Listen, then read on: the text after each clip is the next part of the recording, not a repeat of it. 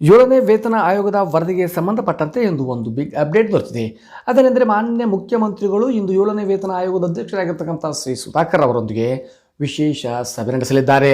ಇಂದು ಮಧ್ಯಾಹ್ನ ವಿಧಾನಸೌಧದ ಕೊಠಡಿಯಲ್ಲಿ ರಾಜ್ಯ ಏಳನೇ ವೇತನ ಆಯೋಗದ ಅಧ್ಯಕ್ಷರಾದಂಥ ಶ್ರೀ ಸುಧಾಕರ್ ಹಾಗೂ ಅವರ ತಂಡದವರೊಂದಿಗೆ ಮಾನ್ಯ ಮುಖ್ಯಮಂತ್ರಿಗಳು ಹಾಗೂ ಹಣಕಾಸು ಸಚಿವರಾಗಿರ್ತಕ್ಕಂಥ ಶ್ರೀ ಸಿದ್ದರಾಮಯ್ಯನವರು ವಿಶೇಷ ಸಭೆ ನಡೆಸಲಿದ್ದಾರೆ. ಏಕೆಂದರೆ ಮುಂಬರ್ತಕ್ಕಂಥ ಈ ಫೆಬ್ರವರಿ 16ರಂದು ಮಂಡಿಸಲಿರ್ತಕ್ಕಂಥ ಬಜೆಟ್ನಲ್ಲಿ ಏಳನೇ ವೇತನ ಆಯೋಗಕ್ಕೆ ಒಂದು ಹಣ ನಿಗದಿಪಡಿಸುವ ಸಂಬಂಧ ಈ ಒಂದು ವಿಶೇಷ ಸಭೆ ಮಹತ್ವವನ್ನು ಪಡೆದುಕೊಂಡಿದೆ. ಕಳೆದ 14 ತಿಂಗಳುಗಳಿಂದ ಏಳನೇ ವೇತನ ಆಯೋಗ ಯಾವುದೇ ಒಂದು ಮಧ್ಯಂತರ ವರದಿಯಾಗಲಿ ಒಂದು ಪೂರ್ಣ ಪ್ರಮಾಣದ ವರದಿಯಾಗಿ ಸಲ್ಲಿಸಿಲ್ಲ.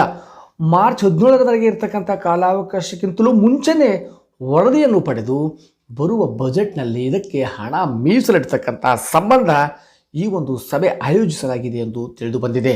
ಹಾಗಾಗಿ ಏಳನೇ ವೇತನ ಆಯೋಗದ ಅಧ್ಯಕ್ಷರು ಎಷ್ಟು ಪ್ರಮಾಣದಲ್ಲಿ ಒಂದು ವೇತನ ಬಡ್ತಿ ಹೆಚ್ಚಳ ಮಾಡುವರೋ ಕಾದು ನೋಡಬೇಕಾಗಿದೆ.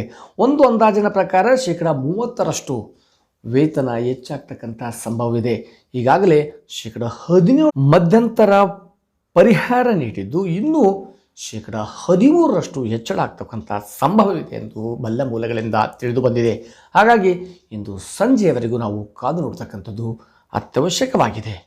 ಧನ್ಯವಾದಗಳು.